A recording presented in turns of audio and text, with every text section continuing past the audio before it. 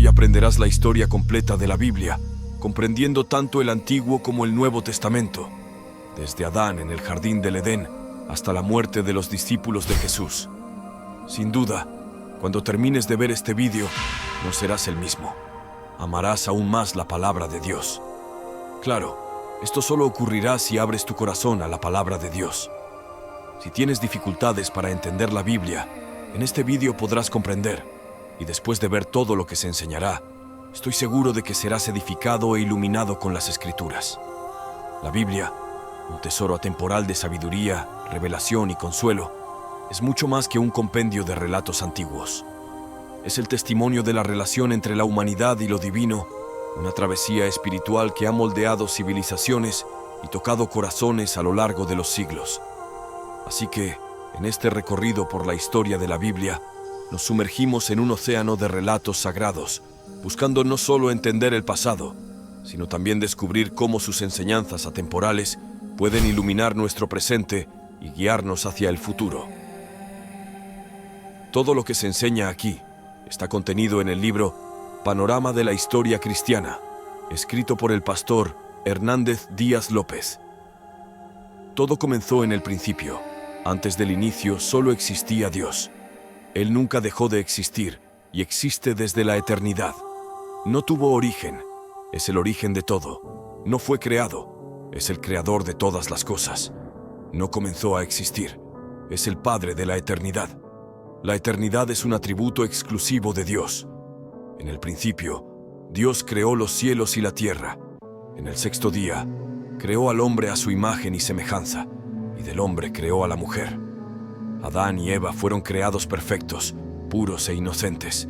Tenían plena comunión con Dios y vivían deleitados en el jardín de Dios como mayordomos de la creación. Sin embargo, cayeron en pecado, y toda la raza humana fue precipitada en ese abismo de depravación total, pues todos estábamos en Adán. Adán y Eva tuvieron dos hijos, Caín y Abel. Por envidia, Caín mató a su hermano, convirtiéndose en el primer homicida y fratricida de la historia. Más tarde, Adán y Eva tuvieron otro hijo, Set. De él comenzó a surgir una descendencia santa que se volvió hacia Dios. No tardó, sin embargo, en que la tierra se llenara de maldad y violencia, y Dios entonces decidió eliminar de la faz de la tierra al hombre que había creado, pero había un justo, Noé. Por eso, Dios derramó el juicio mediante el diluvio, salvando a Noé, a su mujer y a sus tres hijos, Sem, Cam y Jaf, junto con sus respectivas esposas. Construyeron un arca por medio de los hijos de Noé. Dios, recomenzando el inicio a los diversos pueblos, hizo que Sem se convirtiera en el padre de las naciones semitas, Cam en el progenitor de las naciones africanas y asiáticas, y Jaf en el tronco de las naciones europeas. Más tarde, Dios eligió una familia para formar el pueblo que sería el instrumento para traer al mundo al Mesías prometido. Llamó a Abraham, de los caldeos, quien dejó su tierra y su parentela, convirtiéndose en un peregrino de la fe. Levantaba altares a Dios por donde pasaba. Continuó su viaje con su sobrino Lot, que llegó a ser padre de dos naciones, los amonitas y los moabitas. Cuando Abraham salió de Harán a los 75 años, Dios le prometió que tendría un hijo, el hijo de la promesa, y sería padre de una nación numerosa, en la cual serían benditas todas las familias de la tierra. Abraham esperó 11 años sin que la palabra de Dios se cumpliera. Sarai, su mujer, dejando de creer en la promesa divina, entregó a su sierva Agar para cohabitar con Abraham. Así nació Ismael, que llegó a ser padre de una nación numerosa, el pueblo árabe, enemigo histórico del pueblo de Israel. Cuando Abraham tenía 99 años, Dios se le apareció y le ordenó salir de su tienda y contar las estrellas del cielo. Entonces le dijo que su descendencia sería tan numerosa como las estrellas del cielo y la arena del mar, pero también que su posteridad sería esclava por un período de 430 años. Dios cambia el nombre de Abraham de Gran Padre a Abraham, padre de una nación numerosa. Cuando el hijo de la promesa aún no había nacido, Abraham tenía 100 años y su mujer Sarai, 90 años. Cuando Isaac nació, se casó con Rebeca, quien era estéril. Después de 20 años de matrimonio, Rebeca fue curada y les nacieron 2 hijos gemelos, Esaú y Jacob. Esaú se convirtió en padre de los edomitas, mientras que Jacob, en su conversión, recibió el nombre de Israel y se convirtió en padre de los israelitas. Jacob tuvo 12 hijos y una hija. Por medio de José, el penúltimo hijo, la familia de Jacob se mudó a Egipto con 70 personas. Allí habitaron en la región de Gosén, una zona fértil. Estas 70 personas se multiplicaron de manera asombrosa. Después de 400 años en Egipto, salieron de allí bajo el liderazgo de Moisés, con 600.000 hombres sin contar mujeres y niños, es decir, alrededor de 2 millones de personas. La peregrinación por el desierto hacia la tierra prometida, que debía hacerse en 3 meses, llevó 40 años debido a la incredulidad del pueblo. 12 espías fueron enviados para conocer la tierra prometida, pero 10 regresaron con un informe pesimista e incitaron y amotinaron al pueblo contra Dios y Moisés. Ante los gigantes de esas tierras, se sintieron como saltamontes y se empequeñecieron ante el poder de Dios. Entonces, Dios los castigó severamente, condenando a todo ese pueblo a perecer en el desierto y permitiendo que solo Josué y Caleb, los espías creyentes, entraran en la tierra prometida. El pueblo de Israel anduvo en círculos en el desierto durante 40 años, un año por cada día que espiaron la tierra. El desierto se convirtió en el mayor cementerio del mundo, donde pereció toda aquella generación que salió de Egipto, excepto los 2 hombres que se atrevieron a confiar en Dios. Tras los 40 años de peregrinación, se tuvieron 6 años de conquista de la tierra bajo el liderazgo de Josué, pero aún quedaba mucha tierra por conquistar. Josué, siervo de Moisés, introdujo al pueblo en la tierra prometida por un llamado de Dios y por una capacitación extraordinaria. Después de la muerte de Josué, comenzó una larga fase de 330 años de gobierno teocrático, llamado Período de los Jueces. Fue un tiempo de gran inestabilidad espiritual y de altibajos en la vida de Israel.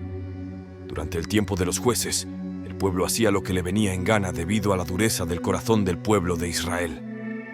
Este fue oprimido por muchos enemigos, y en ese tiempo, Dios levantó líderes de gran talla como Gedeón, Jefté, Sansón y Samuel. Después de ese largo periodo, vino una nueva fase, la monarquía en el pueblo de Israel. Mirando a las naciones vecinas, el pueblo de Israel pidió un rey. Ya no quería que Dios gobernara sobre ellos.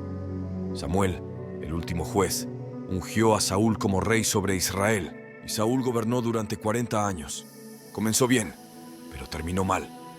Abrió las cortinas de su gobierno con humildad, pero luego se rindió a la soberbia, la crueldad, la rebeldía y la apostasía. Después de Saúl, David reinó en su lugar, también por 40 años. Trasladó la capital de Israel de Hebrón a Jerusalén y fortaleció su reino, convirtiéndose en el rey más destacado. A pesar de sus pecados graves contra Dios, su familia y su pueblo, David se arrepintió y fue perdonado. De su línea vino el Mesías. Tras la muerte de David, su hijo Salomón reinó por 40 años, pidiendo sabiduría a Dios, quien también le dio riquezas. Edificó el templo de Jerusalén y disfrutó de paz en su gobierno, aunque en la vejez se volvió hacia Dios y se arrepintió de sus pecados.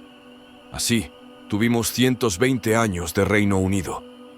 Saúl cayó en las redes de la hechicería, David en la trampa del adulterio y Salomón en las garras de la idolatría.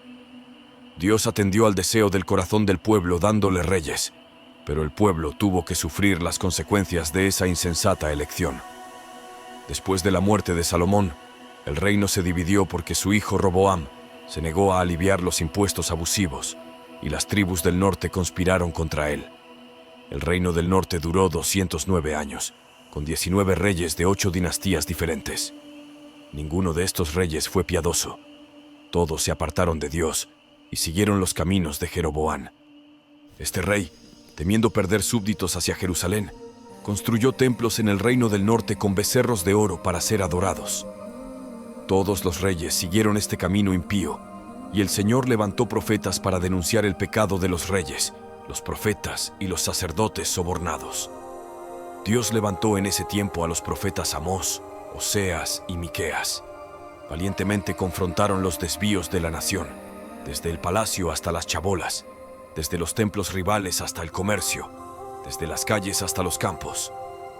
Denunciaron la corrupción política y alzaron la voz contra la religión prostituta. Lanzaron el libelo acusatorio de Dios contra los poderes ejecutivo y legislativo que se habían corrompido. Denunciaron la injusticia social y la opresión económica, convocando al pueblo al arrepentimiento, pero sus mensajes cayeron en oídos sordos. En el reinado de Acab, por medio de su mujer Jezabel, se difundió en Israel la perniciosa creencia en Baal, el dios cananeo de la prosperidad. En ese tiempo, Dios levantó al profeta Elías para desenmascarar a esa divinidad pagana y derribar la credibilidad del ídolo abominable. Aún en ese reino, Dios llamó a Eliseo para reemplazar a Elías y llevar a cabo un ministerio prodigioso. Pero como Israel no quiso escuchar la voz de Dios, el Señor usó el lenguaje de la vara y trajo a Asiria contra la nación de Israel. Asiria, un imperio expansionista, guerrero y sanguinario, fue la vara de la ira de Dios contra Israel. Siempre que dominaba un pueblo, practicaba barbaries y atrocidades contra los dominados, dejando cuerpos mutilados y cabezas apiladas en la puerta de las ciudades conquistadas, exponiendo a las personas a la más amarga ignominia. Tras llevar al pueblo del norte al cautiverio, el rey Sargón II envió a la tierra de Israel una mezcla de otros pueblos, formando así una gran mezcla de razas. Sabía que la acción racial debilitaría el potencial de existencia de un pueblo. Con esa mezcla racial, se formó en Israel un pueblo híbrido llamado samaritano, que se convirtió en un enemigo acérrimo del pueblo de Judá, el reino del sur, compuesto por las tribus de Benjamín y Judá. El reino del sur tuvo 20 reyes, varios de los cuales fueron piadosos, como Asa, Josafat, Ezequías, Jotán, Josías, entre otros. Siempre que un rey piadoso subía al trono, la nación prosperaba y crecía económicamente, moral, social y espiritualmente.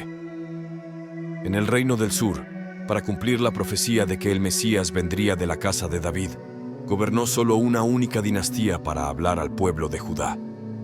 Dios levantó varios profetas como Isaías, Miqueas, Joel, Sofonías y Jeremías. Sin embargo, la nación también se corrompió profundamente, no dando oídos a la voz de Dios. En respuesta, Dios los disciplinó y envió al ejército babilónico, entregándolos en manos de sus enemigos. El pueblo de Judá fue llevado al cautiverio babilónico. El reino del sur, llamado Judá, duró 345 años, y después de 2 incursiones, Nabucodonosor invadió Jerusalén, destruyó su glorioso templo y llevó al pueblo al cautiverio, dejando la ciudad bajo tremendo oprobio. El pueblo estuvo en el cautiverio durante 70 años, conforme a la profecía dada por Dios al profeta Jeremías. En el periodo del cautiverio, Dios levantó a los profetas Jeremías, Ezequiel y Daniel. Durante este tiempo, el pueblo fue purificado de la idolatría y surgieron las sinagogas. Tras el tiempo determinado por Dios, el pueblo de Judá volvió a su tierra. En ese momento Babilonia ya había caído en manos del imperio medo-persa, liderado por Ciro, anunciado por Dios 200 años antes de nacer. Ciro liberó al pueblo judío y abrió las puertas para su regreso a la tierra de Canaán. El pueblo regresó en 3 tandas, bajo el liderazgo de Zorobabel para la reconstrucción del templo, bajo el liderazgo de Esdras para la enseñanza de la ley y bajo el liderazgo de Nehemías para la reconstrucción de los muros y la reestructuración política y espiritual del pueblo. Tan pronto como llegó del cautiverio e inició la reconstrucción del templo, el pueblo judío enfrentó problemas. Primero los samaritanos quisieron unirse a ellos para desestabilizar, pero al rechazar la propuesta, comenzaron a amenazarlos. Los samaritanos escribieron al rey Artajerjes acusando a los judíos de conspiración contra el reino medo-persa. Ante esta persecución, la obra del templo fue paralizada durante unos 20 años. En ese periodo, el pueblo se relajó en su celo por la casa de Dios y comenzó a volverse hacia sus propios negocios, construyendo y embelleciendo sus propias casas en detrimento de la casa de Dios, que estaba en ruinas. En esa época, Dios levantó a los profetas Ageo y Zacarías para llamar al pueblo al arrepentimiento. El mensaje de estos profetas tuvo un efecto rápido y profundo. El pueblo se arrepintió y volvió con entusiasmo para concluir la reconstrucción del templo. Hubo un gran despertar espiritual, un arreglo en las familias y en el sacerdocio, y un regreso de todo corazón a Dios. Unos 100 años pasaron y se levantó una nueva generación. Ahora, el pueblo continuaba yendo al templo, haciendo sus sacrificios, pero ya no honraba más a Dios. Ofrecían a Dios en holocausto animales ciegos, enfermos y lisiados. Despreciaban la mesa del Señor considerándola inmunda. Los sacerdotes se corrompieron y dejaron de enseñar la palabra de Dios al pueblo. La familia fue profundamente afectada. Los matrimonios comenzaron a desmoronarse, terminando en divorcio. El pueblo ya no creía más que Dios fuera capaz de juzgarlo, por lo que se relajó en la devolución de los diezmos. Aunque continuaba frecuentando el templo, estaba lejos de Dios. En ese tiempo, Dios levantó a Malaquías para llamar al pueblo al arrepentimiento. Así se cerró el Antiguo Testamento, 400 años antes de Cristo. Tras el profeta Malaquías, tenemos un largo periodo de 400 años llamado Período Interbíblico o Período del Silencio Profético. Durante este tiempo, se escribieron los libros históricos religiosos no canónicos, los libros apócrifos. También se tradujo el Antiguo Testamento del hebreo al griego, dando a luz a la famosa versión denominada Septuaginta. El imperio medo-persa cayó en manos del imperio griego liderado por Alejandro Magno. Tras su muerte precoz a los 33 años, su imperio fue dividido entre 4 generales. Los tolemaicos egipcios y los seleucidas sirios dominaron Israel en constantes conflictos. En el año 63 a.C., Pompeyo conquistó Jerusalén y los romanos pasaron a dominar Israel.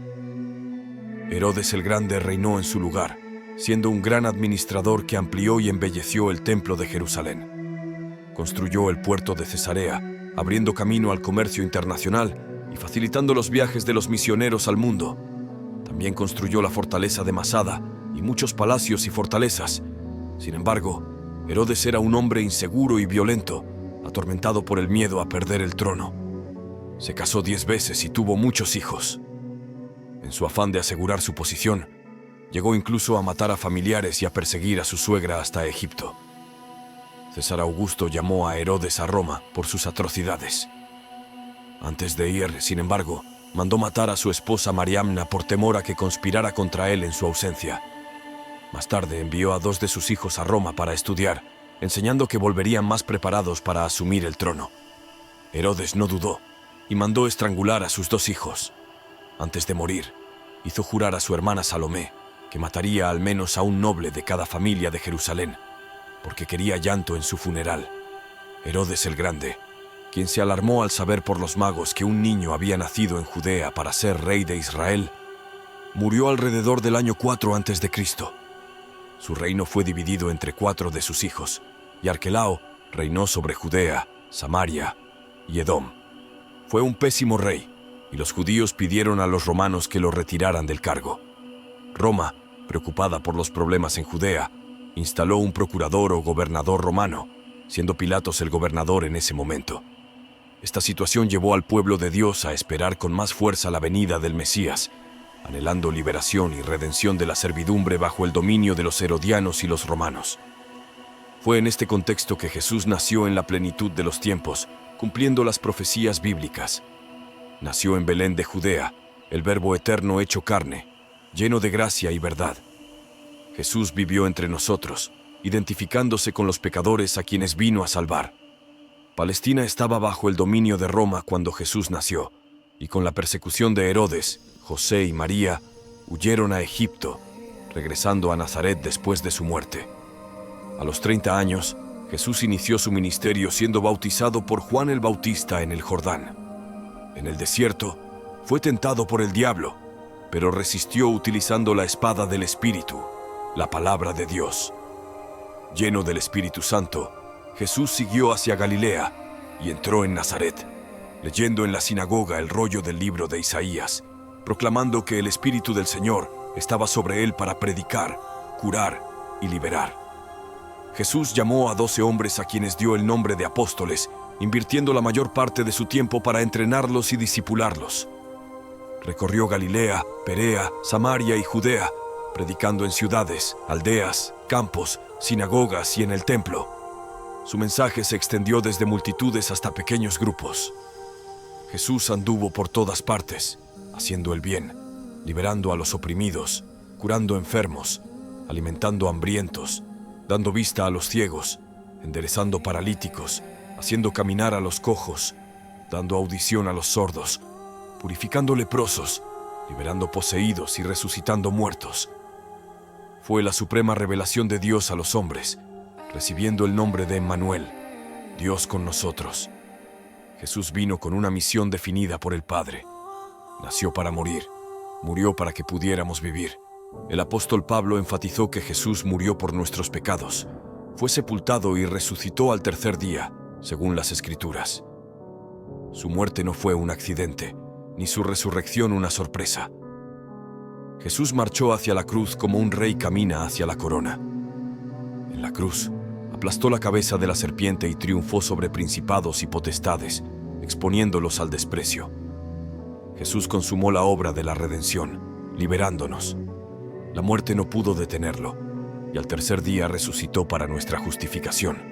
Sin embargo, instruyó a los discípulos a permanecer en Jerusalén, esperando la promesa del Padre hasta que fueran revestidos de poder. Hechos 1:8. Después de Pentecostés, la iglesia explotó en Jerusalén con un crecimiento asombroso. Multitudes eran continuamente agregadas a ella. El crecimiento y la expansión de la iglesia de Jerusalén se registran en el libro de Hechos hasta el capítulo 7. Aunque la iglesia estaba inicialmente limitada a Judea, Dios envió una persecución, dispersando a los creyentes y llevando la palabra por donde iban. Felipe llegó a Samaria, rompiendo los muros de enemistad y predicando el evangelio con poder. El pueblo se alegraba al oír y ver las cosas que Dios hacía por medio de Felipe, quien, por la imposición de manos de los apóstoles Pedro y Juan, también llevó el Espíritu Santo a los samaritanos. El evangelio se extendió más allá de las fronteras de Israel con la conversión del perseguidor de la iglesia, Saulo de Tarso, en el camino a Damasco. Posteriormente, la iglesia de Antioquía de Siria se convirtió en la madre de las misiones culturales. Bernabé y Saulo partieron para el primer viaje misionero, estableciendo iglesias y constituyendo presbíteros en las regiones de Galacia, pasando por Perge, Derbe, Iconio y Listra. En el segundo viaje misionero, Pablo y Silas plantaron iglesias en las provincias de Macedonia y Acaya, incluyendo Filipos y Tesalónica. Pablo, desde Antioquía de Siria, escribió la carta a los Gálatas y las dos cartas a los tesalonicenses. Durante su tercer viaje misionero, visitó la provincia de Asia Menor y permaneció 3 años en Éfeso, la capital de la provincia. Desde allí, escribió las dos cartas a la iglesia de Corinto, una ciudad cosmopolita con más de 300.000 habitantes y destacados monumentos como el templo de la diosa Diana. En los años que Pablo pasó en Asia Menor, se plantaron iglesias en toda la provincia, incluyendo Pérgamo, Tiatira, Sardes, Filadelfia, Laodicea, Colosas y Hierápolis. En este tiempo, debido a una hambruna durante el reinado del emperador Claudio, los judíos fueron expulsados de Roma, como se registra en el libro de Hechos. Pablo realizó una colecta entre las iglesias gentiles para ayudar a los pobres de Judea. Antes de embarcarse hacia Jerusalén, comunicó a los ancianos de Éfeso que lo esperaban cadenas y tribulaciones, pero no consideraba su propia vida en comparación con su ministerio de anunciar el evangelio de la gracia de Dios. A pesar de llevar ayuda financiera significativa a los pobres de Judea, Pablo fue arrestado en Jerusalén, trasladado a Cesarea y acusado durante 2 años por los judíos bajo los gobernadores Félix y Festo. Ante la posibilidad de ser entregado al Sanedrín, optó por ser juzgado en Roma. En el viaje hacia la capital, enfrentó un naufragio milagroso en la isla de Malta, donde una víbora mordió su mano, pero Dios neutralizó el veneno. En Roma, Pablo permaneció preso durante 2 años en una casa alquilada, desde donde evangelizó a la guardia pretoriana, estimuló a los creyentes al trabajo y escribió cartas a los efesios, filipenses, colosenses y Filemón. Después de ser liberado, escribió la primera carta a Timoteo y la carta a Tito. Sin embargo, a partir del año 64, La persecución a la iglesia pasó de ser religiosa a política. Pablo regresó a prisión y fue encerrado en un sótano subterráneo oscuro, húmedo e insalubre, el 17 de julio del año 64. Nerón, el emperador de Roma, presenció la devastadora quema de la ciudad que duró 7 noches y 6 días. 70% de Roma quedó destruida, afectando especialmente a los barrios densamente poblados por judíos y cristianos. Esta tragedia proporcionó a Nerón una excusa para culpar a los cristianos del incendio, desatando así una brutal persecución a la iglesia. La escasez de madera no impidió la crueldad, y numerosos creyentes fueron crucificados, atados en postes cubiertos de brea y quemados vivos para iluminar las noches de Roma. Desde su segunda prisión, Pablo escribió su última epístola, la segunda carta a Timoteo, relatando la llegada de su propio martirio y la esperanza de recibir la corona de justicia. Alrededor del año 67, Pablo, el veterano apóstol, fue decapitado, dejando un legado bendito para las generaciones futuras. Durante un período de 50 años, se escribieron los libros del Nuevo Testamento. Los 4 evangelios, siendo 3 sinópticos, Mateo, Marcos y Lucas, presentan a Jesús desde diferentes perspectivas. Mateo enfatiza a Jesús como rey de los judíos, Marcos como siervo y Lucas como hijo del hombre. El Evangelio de Juan, escrito al final del primer siglo, refuta el gnosticismo al afirmar la divinidad y humanidad de Cristo. Además, el libro de los Hechos narra los eventos relacionados con la iglesia primitiva, desde su nacimiento hasta su expansión a la ciudad de Roma. 3 iglesias lideraron este avance: Jerusalén, Antioquía y Éfeso. Las cartas de Pablo a diversas iglesias, Roma, Galacia, Efeso, Filipos, Colosas, Tesalónica, y a individuos, Timoteo, Tito, Filemón, así como la carta a los hebreos, ofrecen enseñanzas y exhortaciones. Además, las cartas generales de Santiago, Pedro, Juan y Judas proporcionan orientación a los creyentes frente a diversas situaciones. Así, la historia de la iglesia continúa, y nosotros, como herederos, seguimos siendo continuadores de esta fe que nació en Pentecostés. A lo largo de esta cautivadora travesía por la historia, hemos explorado los episodios emocionantes y desafiantes que definieron la vida del apóstol Pablo y el nacimiento de la primera iglesia. Desde la fundación de comunidades de fe en Asia Menor hasta enfrentarse a la furia persecutora de Nerón, la historia de los primeros cristianos se revela como un relato de valentía y resiliencia en medio de la adversidad. En este recorrido, encontramos una valiosa lección de la que todos podemos aprender y extraer inspiración. La resiliencia y la perseverancia que caracterizaron a los primeros seguidores de Jesús no solo son relatos de hazañas heroicas del pasado, sino un faro que aún resplandece en la actualidad.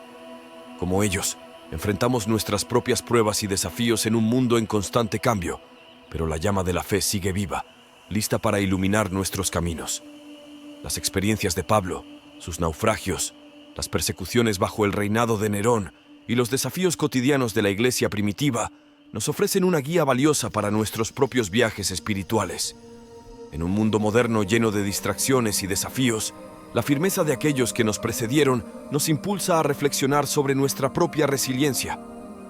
La fe no es solo una creencia, es una llama ardiente que nos conecta con algo más grande que nosotros mismos. Al observar el legado de la iglesia primitiva, somos llamados a perseverar en nuestra fe con valentía, a superar obstáculos con esperanza y a compartir el amor y la luz en nuestro entorno. La historia de Pablo y sus compañeros de fe nos recuerda que, incluso en las circunstancias más oscuras, la luz de la fe puede iluminar no solo nuestro propio camino, sino también el de aquellos que nos rodean. Que esta narrativa nos inspire a ser faros de esperanza, a mantener la llama de la fe encendida y a ser testigos vivos de la transformación que la fe puede traer a nuestras vidas y a nuestro mundo. Amado Padre Celestial, nos postramos ante ti con gratitud en nuestros corazones. En este momento de comunión, reconocemos la grandeza de tu amor y la magnitud de tu gracia que nos ha permitido acercarnos a ti en oración. Dios misericordioso, en este rincón sagrado de nuestras vidas, te presentamos nuestras alegrías y nuestras penas. Sabemos que eres un Dios que escucha, que comprende nuestras luchas y celebra nuestras victorias. Permítenos experimentar tu presencia en cada rincón de nuestras vidas, guiándonos con tu luz divina y brindándonos la paz que solo tú puedes dar. En este momento, Señor, deseamos poner a tus pies nuestras preocupaciones y cargas.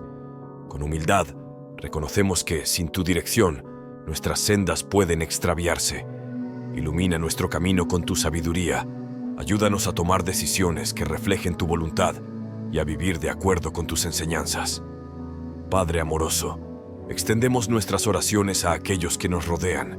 Hay corazones que lloran, cuerpos que sufren y almas que anhelan tu consuelo.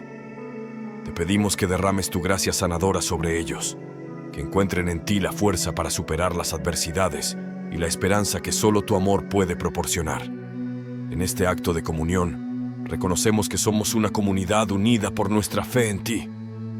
Te agradecemos por el regalo de la comunidad, por aquellos que comparten este viaje espiritual con nosotros. Que podamos ser fuentes de amor, apoyo y compasión los unos para los otros, manifestando así tu amor en nuestras vidas diarias. Padre Celestial, renovamos nuestro compromiso contigo en este momento de oración. Que nuestras vidas reflejen la luz de tu amor, que nuestras acciones hablen de tu gracia redentora y que nuestras palabras sean portadoras de esperanza y consuelo. En el nombre de Jesús, quien nos enseñó a orar, elevamos nuestras peticiones, confiando en tu soberanía y en tu plan perfecto para cada uno de nosotros. Amén. Ahora tengo una pregunta para ti. ¿Cuál es el momento más significativo en tu vida en el que has experimentado la presencia de la fe y la esperanza? Te invito a compartir tu valiosa respuesta en los comentarios. Si este contenido te ha sido de valor, te pido que me apoyes con tu suscripción para que no puedas perderte ninguno de nuestros próximos videos. Juntos, podemos iluminar más mentes y expandir nuestro entendimiento. Gracias por haber estado aquí. Hasta la próxima, y que la luz ilumine tu camino.